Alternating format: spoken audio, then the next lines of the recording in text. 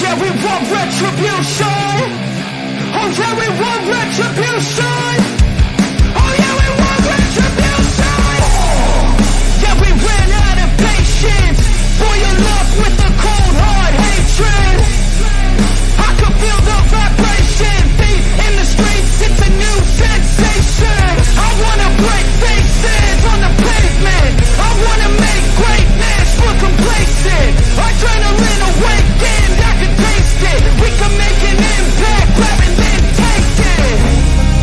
Like a disease, bring to their knees. Pain for their disease. Rage is like a weed.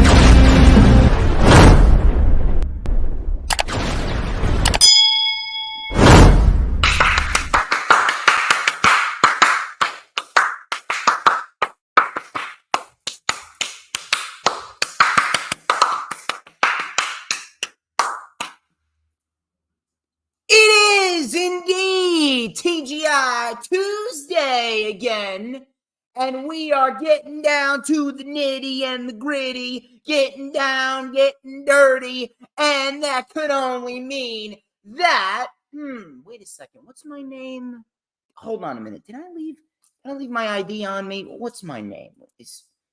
Oh, that's my name! Ladies and gentlemen, I'm doing it only DJ Storms, and I would like to welcome each and every single one of you to a very special edition Tuesday stream, and we are set to talk about what is to be the most important wrestling event of the year and potentially of the last decade. As of course, you already know who I am, Mr. Controversy, and the operator of the best damn Twitter handle, now X, formerly known as Twitter handle, known to mankind. And this is the official rundown for I almost said WWE, AEW All In 2023, although it may as well be WWE All In, simply because of the fact that the build, just like every other WWE pay-per-view this year, has been incredibly, incredibly lackluster, and that seems to be a common thread amongst the two top-tier wrestling companies throughout this year and the end of last year as well.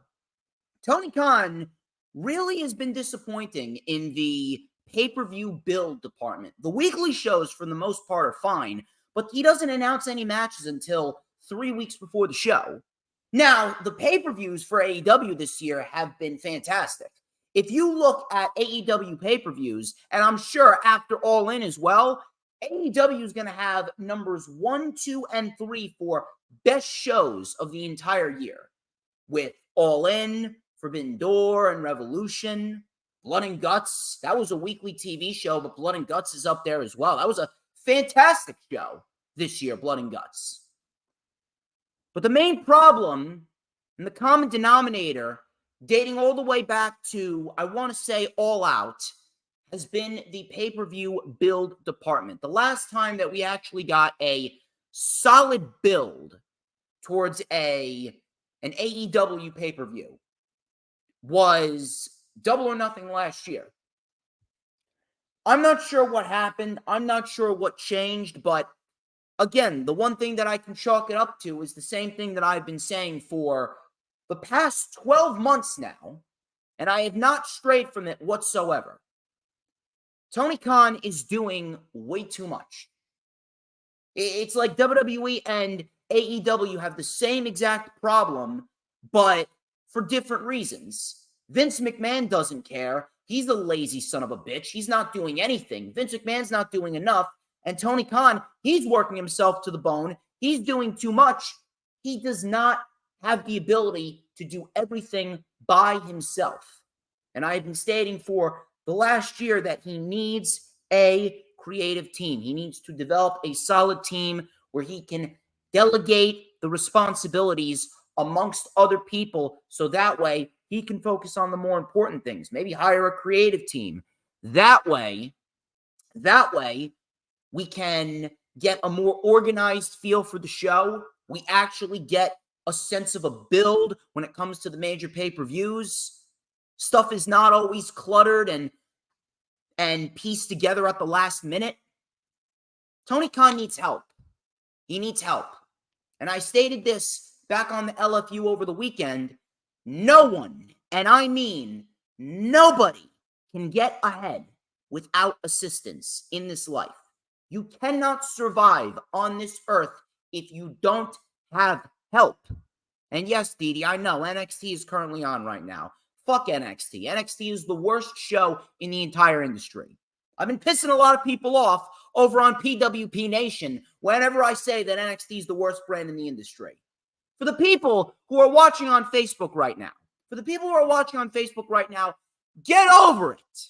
NXT sucks donkey balls. You don't like it? You can suck my balls. But this isn't about NXT. It's about All In. I have full confidence that they're going to deliver. I do. I have full confidence that we're going to get a great show. We're going to get one hell of an event. We're going to have some great wrestling up and down the card. Probably going to get multiple Match of the Year candidates, a lot of great moments, a lot of memorable material is going to come out of Sunday's show. I thoroughly believe that. But that does not change the fact that Tony Khan has lost his ability to properly build towards a pay-per-view. We used to go to AEW to Confined in AEW and always see the best possible pay-per-view builds. We wouldn't just get great wrestling and great storylines on the weekly shows. We actually get a great pay-per-view build. Pay-per-view builds to Revolution and Double or Nothing, that they meant something. Pay-per-view builds to Full Gear as well. They meant something. Every single show meant something. Nowadays, Tony Khan he's kind of having a difficult time keeping his shows meaningful. Even though AEW Collision is the best weekly wrestling show out of all the weekly wrestling shows, whether it be NXT, Raw, SmackDown, Dynamite, Rampage, or Ring of Honor television, Impact included, even though Collision is the best show out of every single show throughout the week, it still feels like AEW is not getting that ability to build towards a pay-per-view back. We have not had that since the summer of last year, and that's a problem. At the end of the day, I thoroughly believe that we are going to get a very, very, very memorable pay-per-view. I mean, I don't understand how it can't be memorable. Look at the talent on this card. And then on top of that, it's going to be in London. London is probably one of the best wrestling crowds ever. Money in the Bank earlier this summer, on July 1st, Money in the Bank was a decent show at best.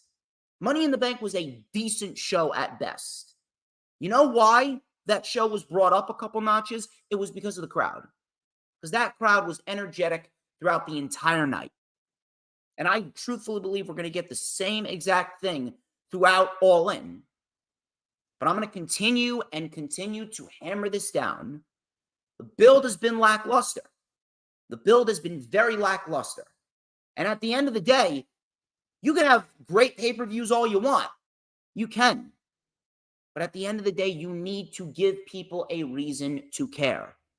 Tony Khan has really fallen into the WWE formula where he's basically been relying on his pay-per-views. Not to say the weekly wrestling shows are bad. Dynamite's not a bad show. Rampage isn't a bad show. Collision isn't a bad show. None of these shows are dog shit. None of these shows are horrible. But there's not a sense of importance that these shows have, because Tony Khan does not build towards a pay-per-view until we get to 2-3 weeks before the actual event. You had MJF and the four pillars of AEW. They started building their main event towards Double or Nothing immediately following Revolution. That's what we need to do with all the matches on pay-per-view. We need to have 1 month, 2 month, 3 month builds for all matches leading up to their major events. We need that. Because if we don't get that, then not a lot of people are going to invest heavily in their pay-per-views. It's going to start having an effect on the pay-per-views itself if you do not build correctly towards these major events. Look at what happened at SummerSlam. SummerSlam wasn't bad, but it definitely was not on par with the premium live events that we have seen from WWE this year. It was not on par with the Elimination Chamber. It was not on par with WrestleMania. It was not on par with Backlash. It wasn't even on par with Night of Champions. It wasn't even on par with Night of Champions. WWE and AEW, both of these top two major companies, they really need to start building correctly towards their pay-per-views. They do. And regardless of what people want to say, WWE is not excused from this either with this terribly boring build towards Payback.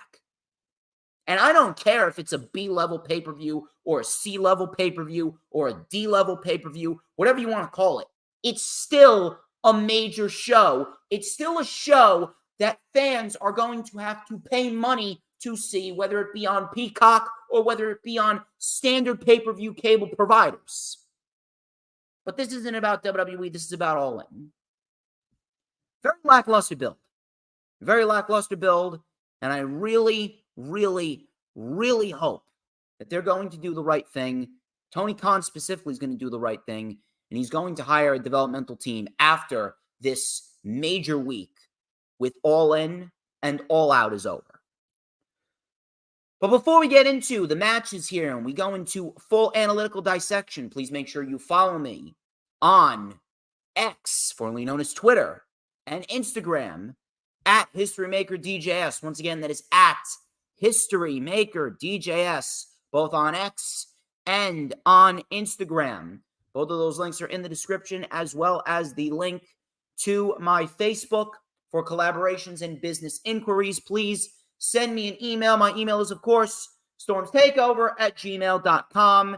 And after this week, the Storms Takeover is going to be in a swing like it's never swung before. Because this Saturday, live, for the very first time ever on the PWP Nation Facebook page, the Pro Wrestling Powerhouse Facebook page, created by Mr. Jay Aletto, shout out to him, I will be streaming the Lightning Flash Update live from that Facebook page as well. So it's going to be the Hardcore Sports YouTube, Hardcore Sports Twitch, Hardcore Sports Twitter, my YouTube channel, the DJ Storms Posse group page, and the DJ Storms Posse business page. And the 8th platform will be the Pro Wrestling Powerhouse Nation Facebook page. It is going to be a major weekend. We're going to get as wide of an outreach as we've ever gotten. It is going to be massive. And the industry of the IWC, the pro wrestling analytical landscape, will indeed change forever. Trust me, it's going to be good. Go and check out Pro Wrestling Powerhouse. That link is currently in the description. You can go check out the Facebook page, and you can go check out the website as well. If you are not following Pro Wrestling Powerhouse, go follow Pro Wrestling Powerhouse right now. It is vital that you do so. Also, like the official DJ Storms business page, which we are live on right now, and I will send you an invite to join the official DJ Storms Posse group on Facebook that is. And finally, I want to give a special shout out to my girl, Brittany K from Philly.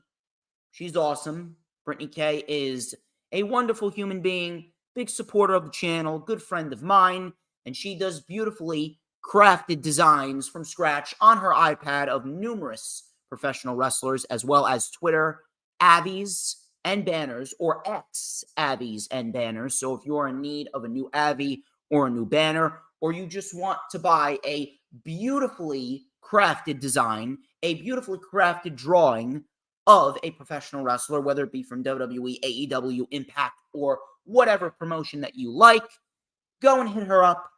Her Twitter is BrittanyK5150, and her Instagram is Brittany K Designs. Once again, a wonderful human being, big supporter of the brand.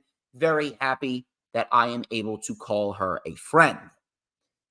Of course, hit the subscribe button if you haven't already done so. We're itching closer and closer on my channel to 2,200 subs. And on the Hardcore Sports channel, we're itching closer and closer to 800 subs. We are taking over the sports analytical industry as Hardcore Sports is expanding and expanding even more.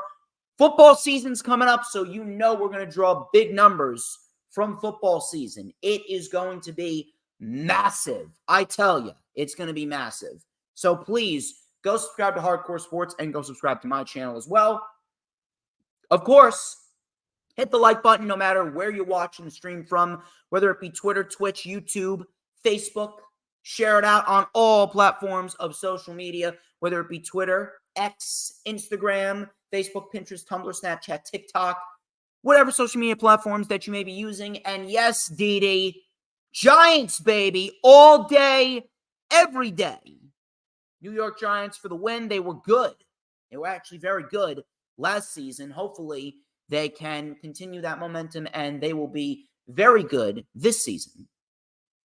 Of course, when you hit the subscribe button, whether it be on my channel or the Hardcore Sports channel, you got to hit that notifications bell with a huge coup de grace, because that way you're going to know whenever I pop up on YouTube. Because whenever I pop up on YouTube, oh, baby, it is the absolute best time to be on YouTube, because it's the only time that you're going to get to see this glorious sideburn chin strap combination and this beautiful mustache right here. Give me one little second, because we about to light it up right here on the rundown with little and a dash of and a whole lot of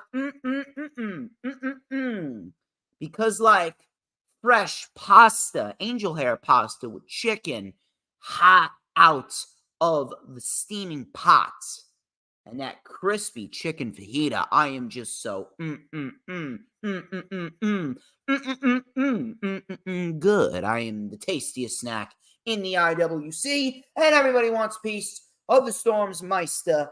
You know it, I know it, and everyone knows it.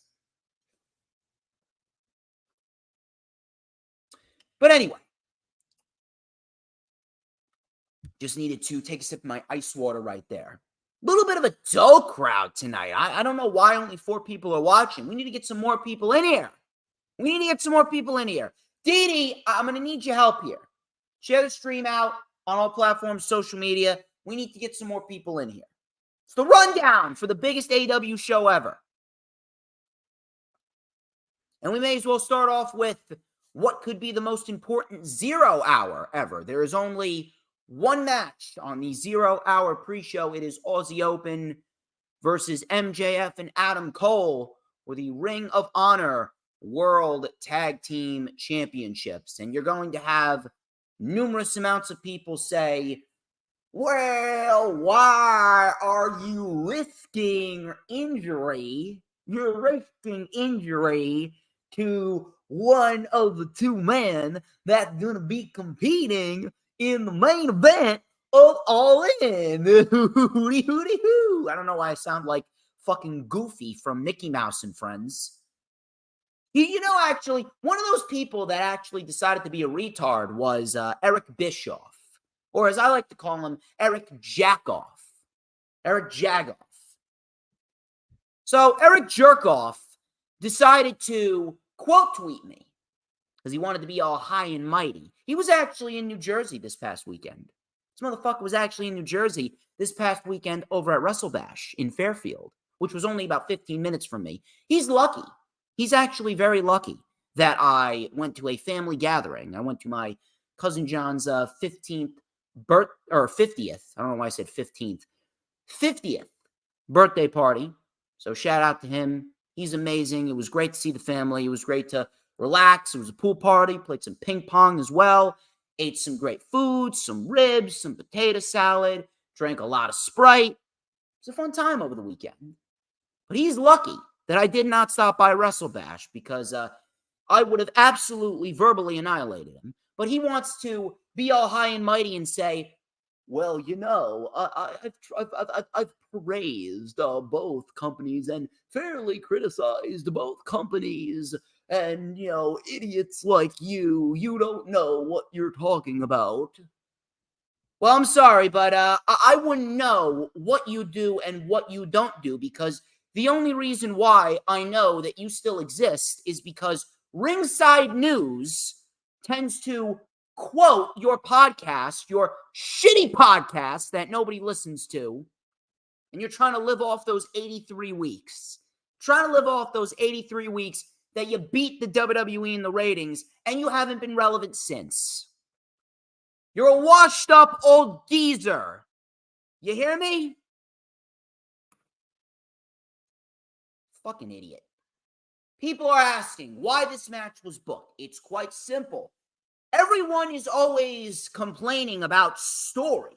Everyone's always bitching and moaning about story for AEW, how there's no story.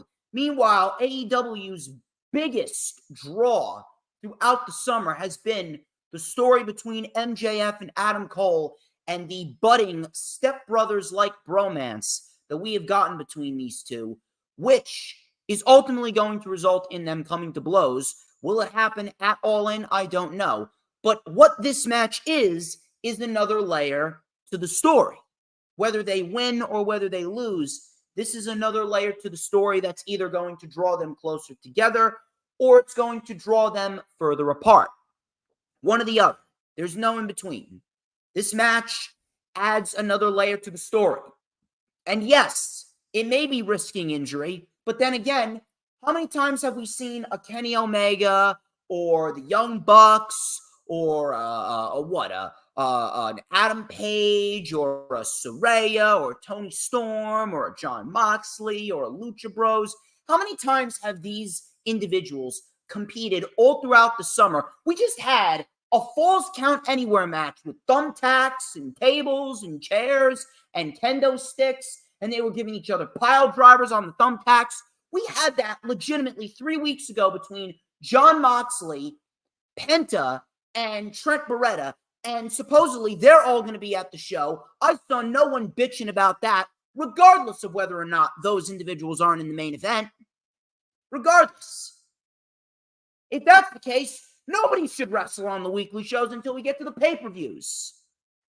Everyone takes a risk every single time that they step into the ring, no matter what. For all we know, we could be walking into the biggest main event in AEW history, and in the first 2 minutes, one of those two, MJF or Adam Cole, blows out a knee. God forbid. God forbid. It's all to enhance the story. The story is MJF and Adam Cole inevitably coming to blows. Never have I seen so many people complain about seeing an Aussie Open match or an MJF match or an Adam Cole match. Eric Bischoff complaining, Eric Jerkoff complaining that MJF is on the pre-show. Here's something that you haven't realized, Jerkoff.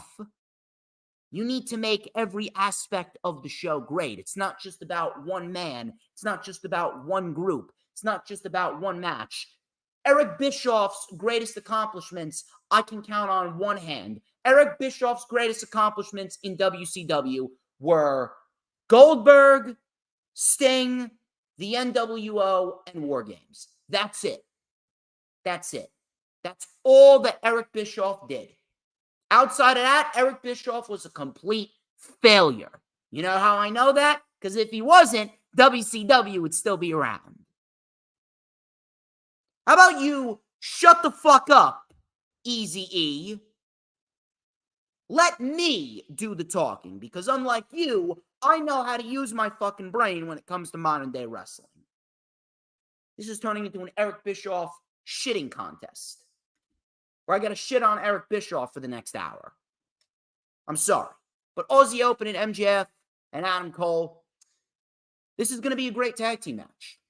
As it should be. This is probably the match that I'm looking forward to the most outside of the main event, because I actually want to see what MJF and Adam Cole produce with Aussie Open. If they produced as good of a match as we got with FTR on Collision, imagine what they can do with Aussie Open on a pay-per-view in front of 80,000 fans. That right there is going to be intriguing. Now, who wins this? I can't see Aussie Open losing. Why would you take the titles off of Aussie Open? Aussie Open legitimately just won the tag team titles in my backyard here in Trenton, New Jersey, even though I'm not in Trenton. I could have driven to Trenton if I wanted to, but I was down in Austin at my cousin's bachelor party. But Aussie Open legitimately just won the titles 40 days ago. Why would you even contemplate taking the Ring of Honor tag team titles off of Aussie Open? Aussie Open is the best tag team for those titles as we speak. So in the end, this should result in Adam Cole and MJF losing. Now, if they win, I wouldn't necessarily mind it because they're great together. But at the end of the day, how long are they realistically going to hold it? Are they really going to drag this out all the way into next year? I wouldn't mind that. I think that would probably be the best route to go. And you can build up Adam Cole as the man to beat MJF when the time is right. You can build up Adam Cole to beat MJF when the time is right. But as we speak right now, not really sure what they're going to be doing on Ring of Honor. I don't see MJF wrestling on Honor Club with the Ring of Honor World Tag Team titles on the line. I just can't see it. I can't. So at the end of the day, Aussie Open is probably the best outcome right here. Now, how do we get to that outcome? If anything, it would make the most sense if Roderick Strong and or the Kingdom comes out and costs Adam Cole and MJF. Maybe Roderick Strong costs Adam Cole and MJF because Roderick Strong does not want Adam Cole to become a champion with MJF because Roderick Strong's acting like the jealous ex. I'm not sure what's going to happen. Maybe the Kingdom gets involved. Maybe the Kingdom gets involved and screws over Adam Cole, and then maybe later on in the night, in the main event, the Kingdom inevitably align with MJF. And Adam Cole needs to reconcile with Roderick Strong, and potentially maybe he calls on Kyle O'Reilly. That could potentially happen. You never know. Either way, Aussie Open is probably the best route to go here. No reason why Adam Cole and MJF should be winning the Ring of Honor World Tag Team titles. If they were to win tag team titles, they were going to beat FTR, but they did not beat FTR. And now we are in a scenario where FTR is going to be fighting the Young Bucks, and we could very well be witness to the greatest tag team match of all time. But Aussie Open, they are absolutely taking that win on 0 Hour. The main show, let's start off with Chris Jericho versus Will Ospreay. And Chris Jericho did announce that Fozzy will indeed be performing Judas live at Wembley Stadium, which I think is absolutely fantastic. That is going to be a great, great moment for Fozzy. Great moment for Chris Jericho as well. And again, I'm going to say the same thing like I said the last time that we talked about this. When we talked about this on the Lightning Flash update, when Will Ospreay inevitably came out and attacked Chris Jericho, and now we're getting Ospreay versus Jericho. I understand that this match has been a match that was supposed to happen before 2021, before lockdown took place, and I understand that both of these guys have wanted the match. However, I am going to throw it out there for you. This was not my first choice. It's not my first choice. I wouldn't have contemplated it. Truth be told, I would have had Jericho join Don Callis for real. I would have had Jericho join Don Callis, and then I would have had Chris Jericho and Sammy Guevara at All In, and that would have been the match that could have catapulted Sammy to the next level. Now, ultimately, they did not decide to do that. They decided to go with Chris Jericho and Will Ospreay. Fine. Obviously, New Japan played a part in this because New Japan wants to have Omega and Will Ospreay, part number 3, happen on their turf because it is their championship. Will Ospreay holds the IWGP United States Championship, or in this case, he's redubbed it the IWGP United Kingdom Championship. I get it. I'm just saying it's not my first choice. However, a lot of people are going to discredit Jericho for whatever reason because they're a bunch of retards. As expected, the wrestling community is full of retards. At the end of the day, Chris Jericho, ever since Revolution last year, Chris Jericho has really been on a roll. In terms of an in-ring aspect, Chris Jericho has put on some really damn good matches.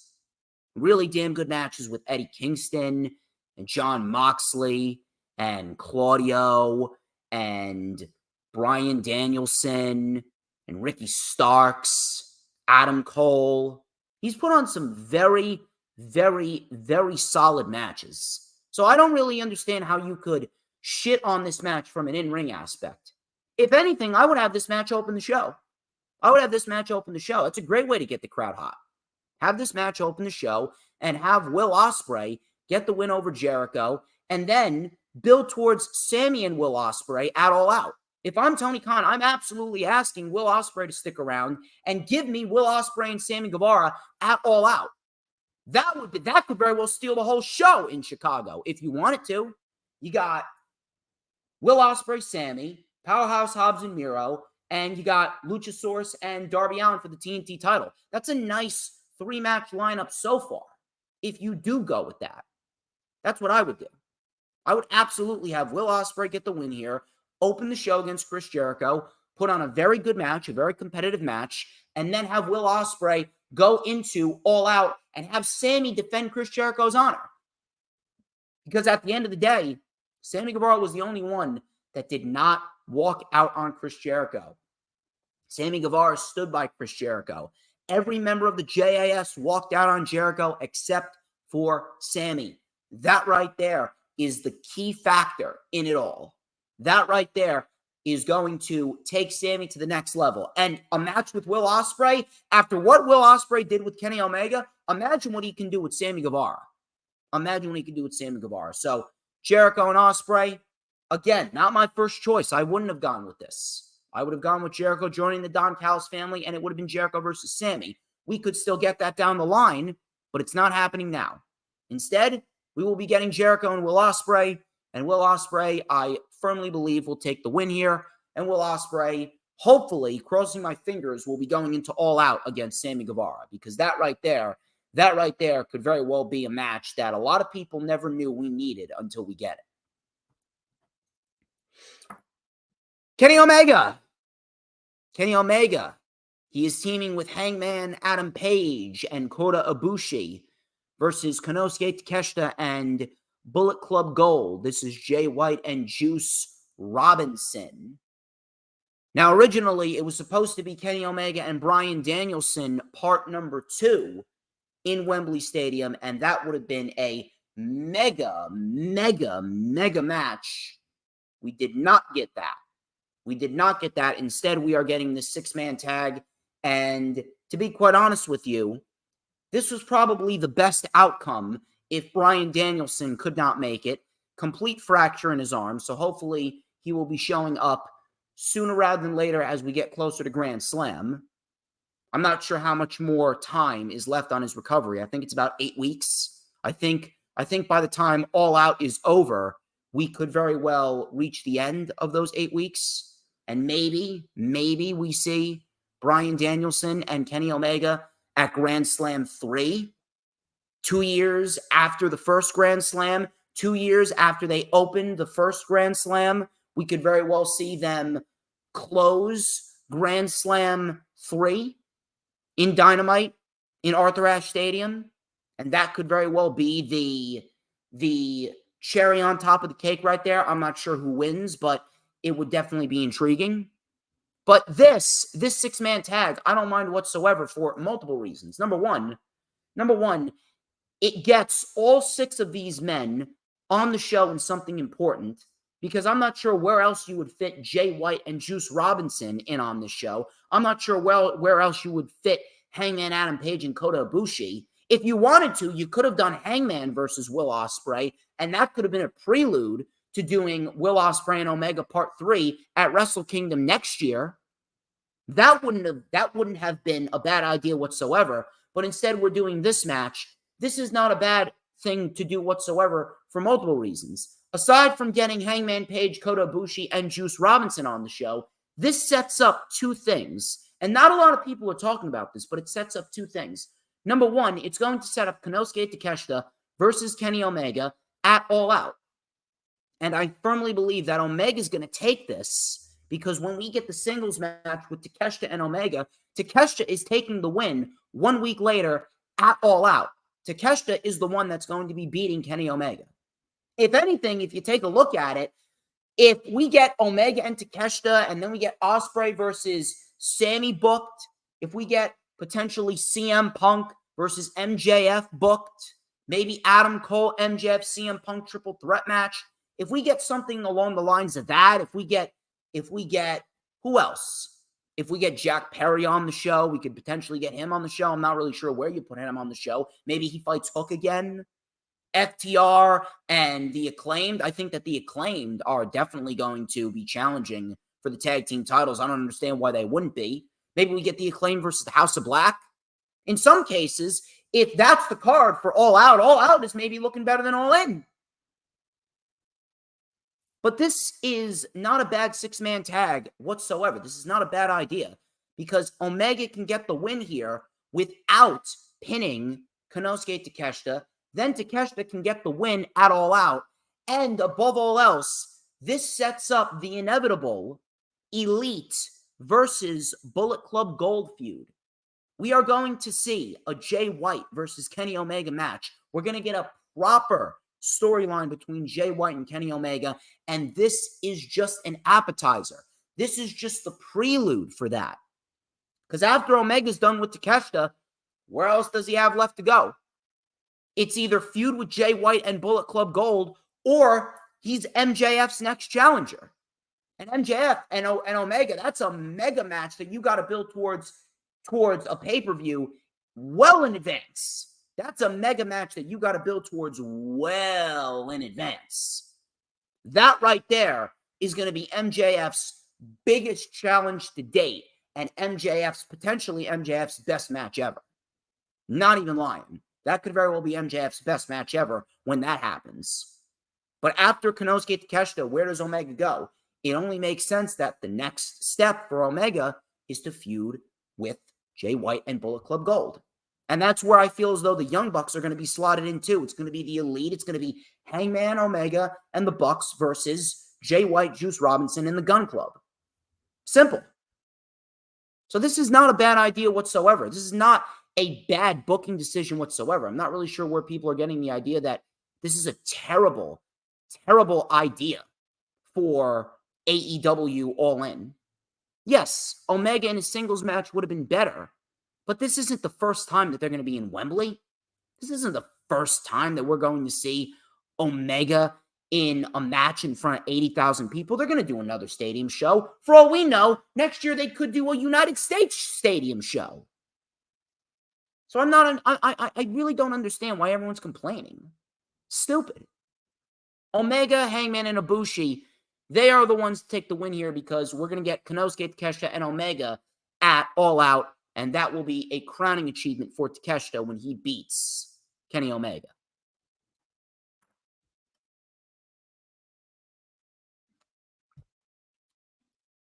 Hikaru Shida, Saraya, Toni Storm, and Britt Baker. Fatal 4-way for the AEW Women's World Championship. This has probably had the most lackluster build out of all the matches. And realistically, if you want to throw it out there, all the matches have pretty much had a lackluster build. But Shida was given the championship at Dynamite 200. Why? I'm not sure. My guess it was because of what's going on with Lufisto and all these allegations about how there's cliques in the AEW women's locker room, which, by the way, listen. Were Lufisto's comments over-exaggerated? They could be. But if you're going to tell me that everything is hunky-dory, fine and dandy backstage in AEW, not just in the women's division, but throughout the entire locker room altogether, if you're going to tell me that everything's hunky-dory, fine and dandy, you're out of your mind. You are out of your goddamn mind. There are problems in AEW. They do have locker room problems.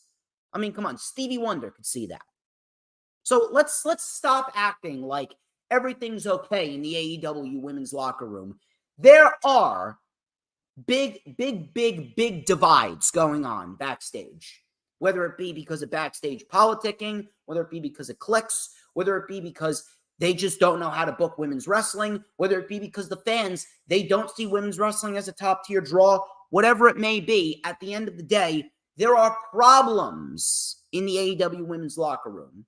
And considering they gave it to Shida, considering Shida's not a part of a clique, considering that Shida is not a part of the ex-WWE individuals, considering Shida is not a part of Britt Baker's camp, they figured, hey, let's give it to Shida and let's make it all nice and pretty and make Shida look like a credible champion and make her look all fine and dandy. And listen, I like Shida. Shida's amazing. Shida's awesome. Shida is easily their version of Asuka.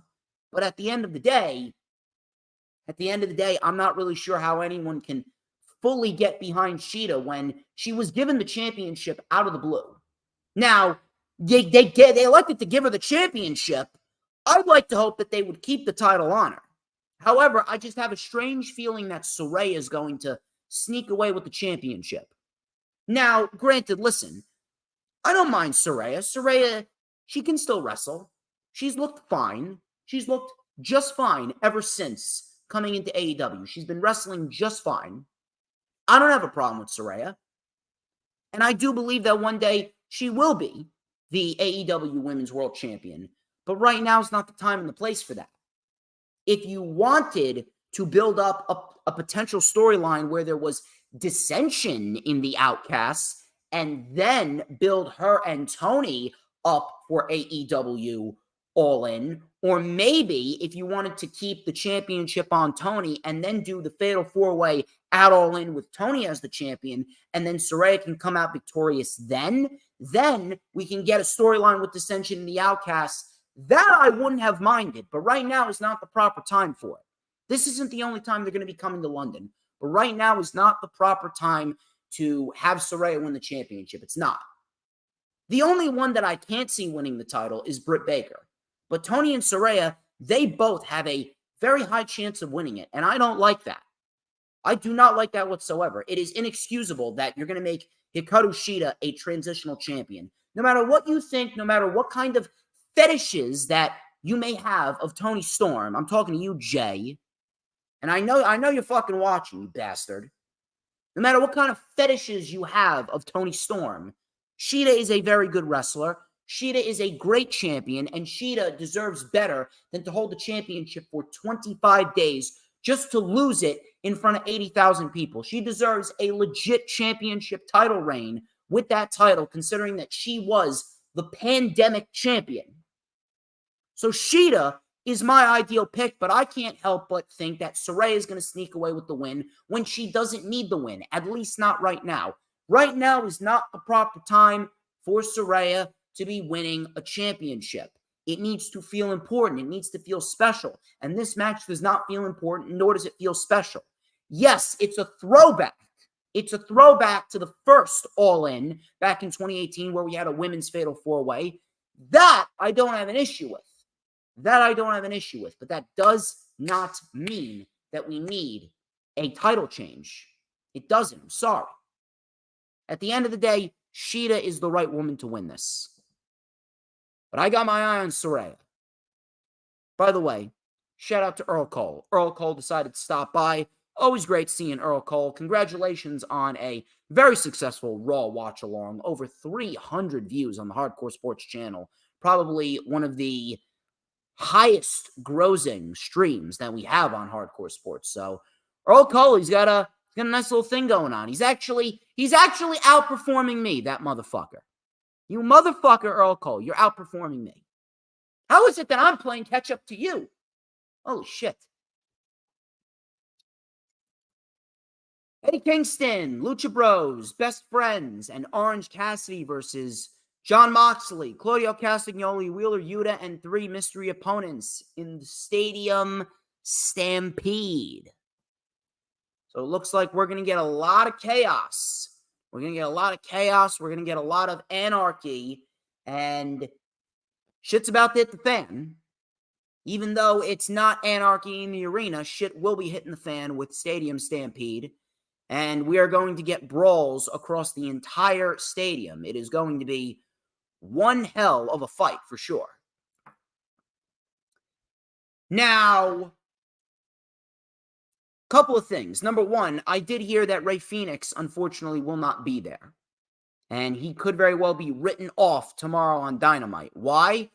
Apparently, Rey Fenix is having trouble with his passport or something. I think it may have been a passport issue or a visa issue, and Rey Fenix cannot travel into the country because of that. It is not because of an injury, and it's not because of anything illegal that he did. I know a lot of people were fearful of Cash Wheeler and his arrest, but that arrest is not going to stop Cash Wheeler from going into AEW All In and defending the titles alongside Dax against the Young Bucks. But apparently Rey Fenix, he's not going to be at All In, which sucks for him. That really, really, really sucks for him. And I really do hope that he does get another opportunity. I can't imagine how he's feeling right now. And then the other thing is these 3 mystery opponents. I'm not really sure who these 3 mystery opponents are going to be, but if you ask me, probably the most logical answer would be a couple of people from Bullet Club. Probably a couple people from Bullet Club, because Eddie Kingston, he recently took the New Japan Pro Wrestling Strong Championship from Kenta, I believe it was. He took the New Japan Pro Wrestling Strong Openweight Championship from Kenta, and Kenta's a part of Bullet Club. So if we're going to get Kenta, then we get Kenta in there, potentially Jon Moxley's protege, Shota Umino, whoever else they want to bring over from Bullet Club. I don't even know who else is in Bullet Club besides Kenta and Hikuleo. If someone could enlighten me, who else is in Bullet Club besides Kenta and Hikuleo? I think it's Chris Bay is in Bullet Club. I think he's in Impact. Chris Bay is in Bullet Club. Ace Austin, I think he's in Bullet Club too. Not really sure. Not really sure what's going on over there, but I can only imagine it's going to be someone from Bullet Club. I'm not really sure who else from AEW would be good mystery opponents for Eddie Kingston, Lucha Bros, Best Friends, and Orange Cassidy. I don't know. I really don't know. Who else do they have long, drawn-out history with? Doesn't really resonate. Doesn't really resonate all too well. I think it's a safe bet in saying that Bullet Club is probably going to be the Blackpool Combat Club's mystery partners. Now, there's a couple of things that could come out of this. Yes, thank you, Earl, for pointing out. Clark Connors is in there too. Clark Connors, Chris Bay is in there. David Finley's in there too. Thank you, Earl. Thank you, Earl. Could be David Finley. Could be David Finley. Could be Chris Bay. Could be Clark Connors. There's a lot of options. A lot of options for sure. Now, a couple of things could come of this. We could see Orange Cassidy and Jon Moxley. I think that would be a fantastic match for All Out. I think that would be a wonderful addition to All Out. So if All Out, it's got Luchasaurus and Darby, TNT title, Will Ospreay, Sammy Guevara, Powerhouse Hobbs, and Miro. Then you add potentially Jon Moxley and Orange Cassidy for the AEW International Championship. You could potentially add MJF and CM Punk for the World Championship. House of Black and the Acclaim for the Trios Championships. Konosuke Takeshita and Kenny Omega. Yeah, there's a lot of top-tier singles matches going down at All Out. So, I would not mind seeing Jon Moxley and Orange Cassidy. It only makes sense because they have been building towards that. And to my knowledge, we were supposed to get that match back in late 2021 in the World Title Eliminator Tournament. And we never got that match because Jon Moxley checked himself into an alcoholic rehabbing program because of his alcoholism at the time, which took a lot of balls to do. That took a lot of balls. So we were supposed to get that in the semifinals, I believe, and we did not get that. So now, 2 years later, we get that for the International Championship, and especially on the run that Orange Cassidy has been on. That's one hell of a match for All Out. That's one hell of a match for sure. And if that could lead to a preview of what we could see between Kingston and Moxley, that right there is a big one right there. Kingston and Moxley That is a huge, that's a mega feud that we could be looking at. We could potentially be looking at Kingston and Moxley at AEW Dynamite Grand Slam, which I would not mind whatsoever. Now, you could also do, if you want, you can also wrap up loose ends with Claudio and Eddie Kingston, because if there's one guy that is the perfect fit to take the Ring of Honor World Heavyweight Championship from Claudio, it's Eddie Kingston. But do they really want to wait until Final Battle in December? If they want to, they could very well do that. We could see Eddie Kingston versus Claudio for the Ring of Honor World Championship at Dynamite Grand Slam, with Eddie Kingston winning the World Championship in front of his home people. And then maybe we build towards Moxley and Kingston for the Ring of Honor World Heavyweight Championship, potentially at Full Gear or Final Battle that year. That I would not mind whatsoever. That, I think, would be a fantastic program. Those two fighting for the Ring of Honor World Heavyweight Championship, with Kingston going over. A lot of things could come from it, but I do believe that it will indeed result in Orange Cassidy and Jon Moxley at AEW All Out 1 week later. And if anything, it would make sense for Jon Moxley, Claudio, Wheeler Yuta, and their three partners, whoever they may be. It would make sense for the Blackpool Combat Club to take the win here. I don't really understand how they would lose, considering they're coming off a big loss inside Blood and Guts. They're coming off a big loss inside Blood and Guts, and they culminated a great feud with the Elite. So it would only make sense for them to get the win here. They've been gaining some wins here and there. They recently just won a parking lot fight on Rampage, which was great.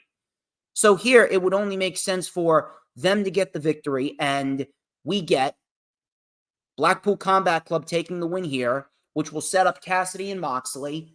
Cassidy can barely survive Moxley, or maybe we don't get Eddie Kingston and Claudio for the Ring of Honor World Championship. Maybe we see Moxley beat Orange Cassidy, and maybe Moxley and Kingston are fighting for the International Championship.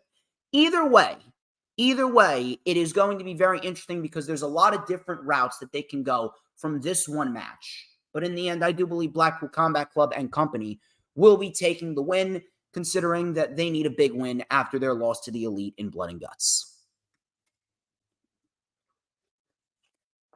Darby Allin Sting versus Swerve Strickland and AR Fox. This is a tag team coffin match.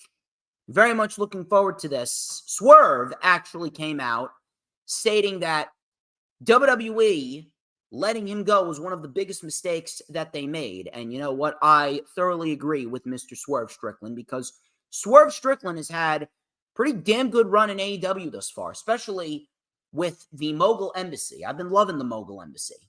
And with the inclusion of AR Fox, it's a great thing, because now AR Fox is going to benefit.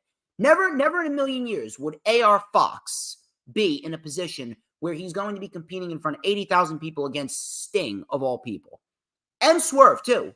This goes out to Swerve, too, because Swerve, vastly underutilized, vastly underappreciated down in NXT. He didn't even get a proper reign as the NXT North American champion. And then as soon as he was called up, he was fired legitimately a month later. So I'm not sure why anyone would think that AEW is not doing right by Swerve. Look at the matches that he's put on. He's already had a tag team title reign underneath his belt. And he's in this mega feud with Darby and Sting. And I don't think that this is going to end it all in. I don't think Darby's going to win the TNT title. Or maybe he does. Maybe Darby does win the TNT title. I think that would be a mistake. But maybe he wins the TNT title and feuds with Swerve. Now, in the end, I would not have that happen. I would have Luchasaurus keep the TNT championship and continue to build him up as a dominant force, because what him and Christian are doing is fantastic. What him and Christian are doing is awesome. So I'm not sure why you would even contemplate not keeping the TNT title on Luchasaurus. But Swerve and AR Fox, great opportunity for them, and I'm very, very pleased that they're getting this huge, big-time matchup at All In. According to Tony Khan, according to the reports, Sting is not going to be retiring in Wembley. Sting is not going to be retiring at All In. I'm not really sure when, but at the end of the day, I do believe that Sting should think about winding down just a little bit, but Sting is not going to be retiring at All In. A little odd to say the least. I don't know why, but I guess we will find out when Sting will retire. Ultimately, Tony Khan said it is up to him. He is the master of his own destiny here. But either way, this is a great opportunity for Sting, for Darby. It's going to be chaotic. It's going to be fun. It's going to be all over the place. And this is going to be a nice setup heading into Darby's match against Luchasaurus. And it would make sense for Darby to get the win here because I don't really see Darby losing what is supposed to be his signature match. A coffin match is Darby Allin's signature match. He has not lost a coffin match since the coffin match became a thing. So at the end of the day, it would make sense for Darby Allin to come out victorious here with Sting because I don't see any reason why he should lose, and I don't see any reason why he should be winning the TNT title from Luchasaurus. So if he's going to win here, then he's going to lose at All Out. And that is probably the best route to go because right now, Darby does not need the TNT Championship. If you're asking me, I would have Darby Allin go after Orange Cassidy in the International Championship because that right there is a mega match that I don't think we've seen yet. I don't think we've seen that match either. We've never seen an Orange Cassidy versus Darby Allin match for the International Championship nonetheless. So that would be intriguing too. It's a great thing about Orange Cassidy because he has such a wide variety of challengers. But it's a coffin match. It's Darby Allin's signature match. No reason whatsoever why he should lose. Be foolish. Be completely foolish. Everybody's favorite, CM Punk. Everybody's favorite. He's taking on Samoa Joe for the Real World Championship. Now, I don't think that booking Punk and Joe for the Real World Championship was a smart move. Not to say that the match is going to be bad. Not to say that the match was the wrong match. I'm just saying it's for the wrong championship. That's all I'm saying. They should not, in my opinion, they should not be booking CM Punk versus MJF at All In. Nor should they have been booking CM Punk and MJF at All Out. I know it's in Chicago.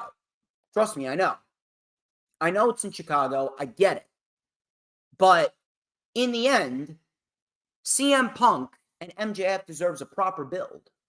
So if you ask me, the proper thing to do would be to have Joe and Punk fight it all in for the Ring of Honor World Television Championship. Joe can get the win, and he can tie up the score here with Punk in AEW 1-1. Then you can have Joe make a case of, hey, I have the world champion or the real world champion passing out in front of 80,000 people. I should be the real world champion. Give me my match in front of your hometown at All Out. Simple. And then you should have booked CM Punk versus Joe, Part 3 in AEW for the Real World Championship at All Out. That could have main evented the show. And Punk and MJF, they could have fought the Kingdom because the Kingdom would have gotten involved in the match at All In. They could have fought the Kingdom in a tag team match, which resulted in MJF beating down Adam Cole in the end, and MJF sides with the Kingdom, and we get a new faction with MJF. And then MJF comes out at the end of the show to confront CM Punk, and we get the unification match at Full Gear. That would have been the correct way to go, but they're doing the Real World Championship match with Samoa Joe and Punk now. I'm not sure what you do with these men at All In. Are you going to have Joe win the Real World Championship and then Punk win it back in Chicago? That would be terrible. That would be absolutely terrible. It would be hot potatoing at its finest. We don't need that. We see that enough with the TNT Championship as it is. That's why I hope that Luchasaurus holds that title for a hefty amount of time. It's stupid. It's very, very stupid for them to book this match here. I don't know what you do with CM Punk at All Out. You can't not have him show up on the show. Do we potentially get Joe causing a disqualification? Do we get Punk locking in the Anaconda Vice and Joe passing out? Is that how you build towards another match between these two? Because if Punk beats Joe here, which he pretty much has to, because Punk shouldn't be losing the real world championship. Punk shouldn't be losing until we get to MJF again. What are you going to do with him at All Out? Very, very confusing. Very confusing, very odd booking decision. This is why it should have been for the Ring of Honor World Television Championship. Punk could have made the case because he pinned Joe. Punk could have made the case because he pinned Joe, and then he could have said, all right, you want your match? Put the Ring of Honor World Television title on the line. Joe could have retained, and then we could have gotten the rubber match at All Out. But they didn't want to do that. And in turn, they kind of made this match a little bit too predictable, if you ask me. Kind of made this match a little bit too predictable. If CM Punk is defending the Real World Championship, he's not going to take a loss. He's not going to take a loss at all. It would make no sense. So in the end, I don't see how Punk doesn't win here. I really don't. Should be physical, should be fun, but Punk taking the win makes the most sense. Again, he should not be losing until he gets to MJF once again. FTR versus the Young Bucks. Part number 3 for the AEW World Tag Team Championships. Who is the best tag team in the world? And Cash Wheeler's arrest will not affect the matchup that is going down at All In. And this is probably the match that I'm looking forward to the most, simply because of the fact that this is a match that is, how many years in the making now? How many years have we been at this war with FTR and the Bucks? We finally got the match during a pandemic, and Young Bucks won that. Then we got the match on free television. FTR won that. Now we are finally getting this match on the scale that it deserves to be on, in front of 80,000 people at All In. And now we see who truthfully is the best tag team in the world. I mean, you want to talk about coming full circle. That crowd is going to pour every last ounce of energy into these two teams. They're going to leave it all in the ring. I don't even know what the fuck they're going to do for All Out. I don't even know what they're going to do for that show. Not really sure where FTR go after this. I would have thought that it was going to be the Acclaimed, but it looks like the Acclaimed are being targeted by the House of Black. It looks like the Acclaimed are going to be beaten down so much that Daddy Ass is going to be forced out of retirement. Looks like Daddy Ass is going to be forced out of retirement, and we could very well get Daddy Ass and the Acclaimed as the new AEW World Trios Champions. Not really sure if I would have them take the titles off of the House of Black, because the House of Black are fantastic, but that's just me. But FTR and the Young Bucks, I mean, it's self-explanatory.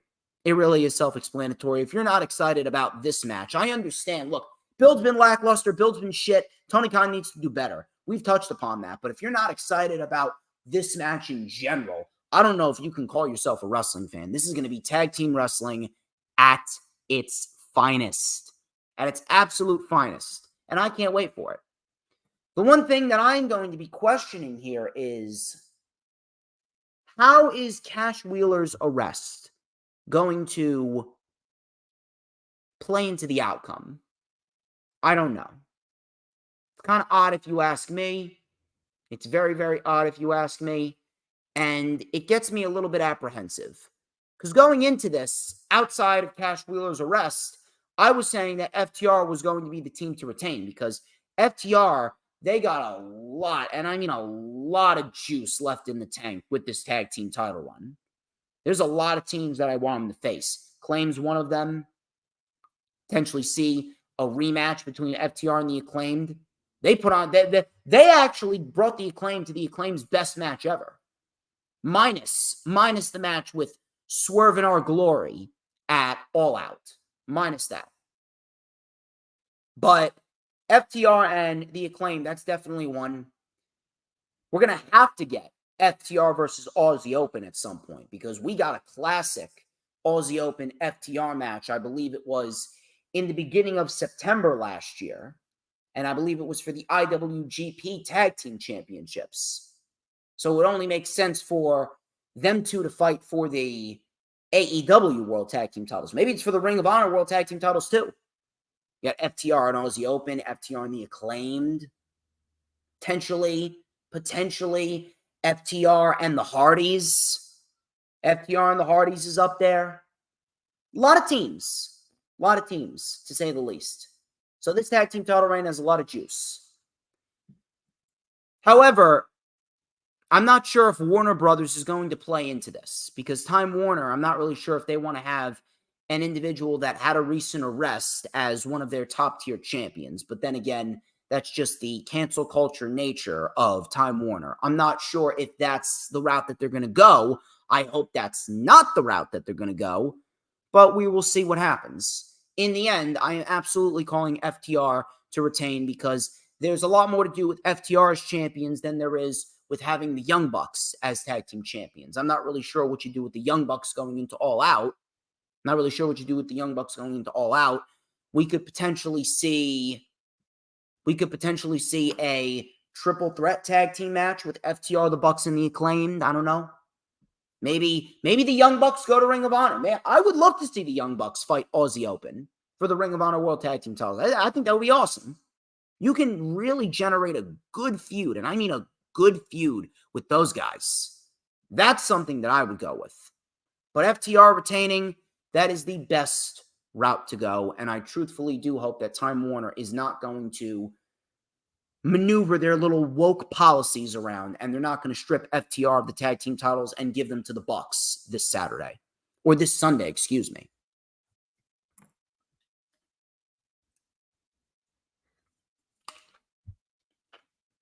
Main event.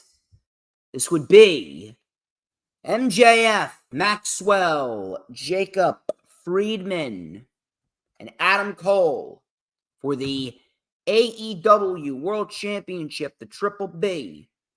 The best storyline right now in the entire wrestling industry and in AEW. So, it's a very, very unpredictable match, to say the least. Now, I'm not really sure how they're going to go about this.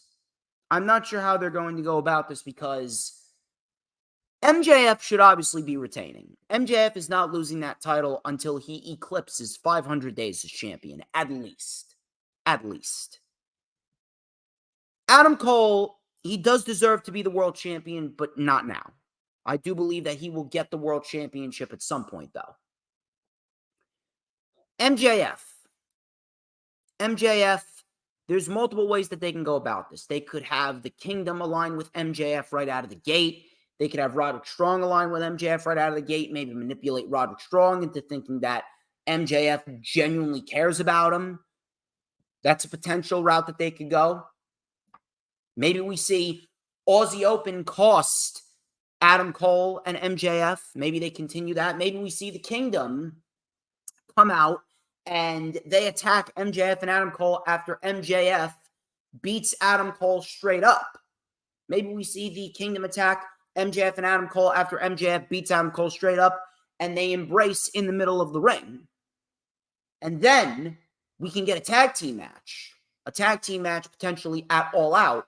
And that could very well be the date where MJF inevitably turns on Adam Cole and he joins up with the Kingdom. Or maybe MJF isn't the one to turn. Maybe Adam Cole is the one to turn. Maybe Adam Cole is the one to turn on MJF and he recruits the Kingdom. He recruits the Kingdom and Roderick Strong, and they all gang up on MJF, and MJF is left alone.